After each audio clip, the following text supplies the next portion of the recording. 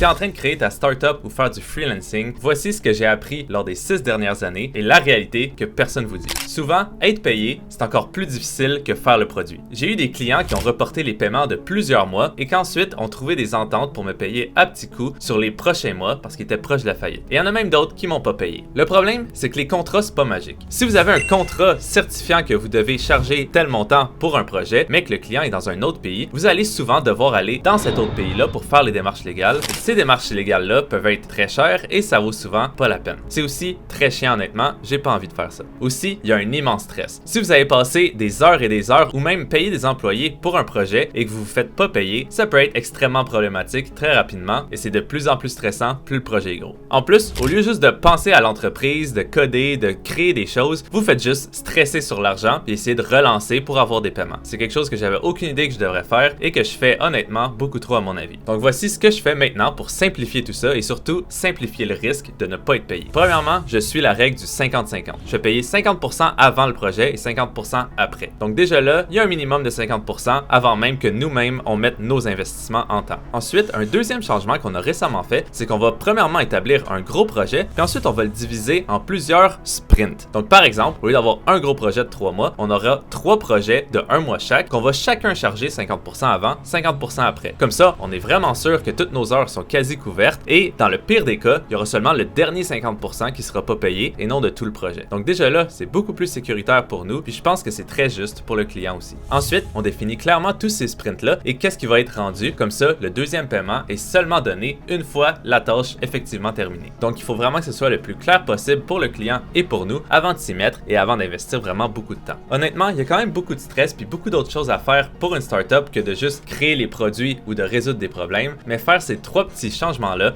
ont vraiment tout changé pour moi. Donc j'espère que ça vous aidera aussi. Je suis Louis-François, CTO et cofondateur de Towards AI et suivez-moi pour en apprendre plus sur l'IA.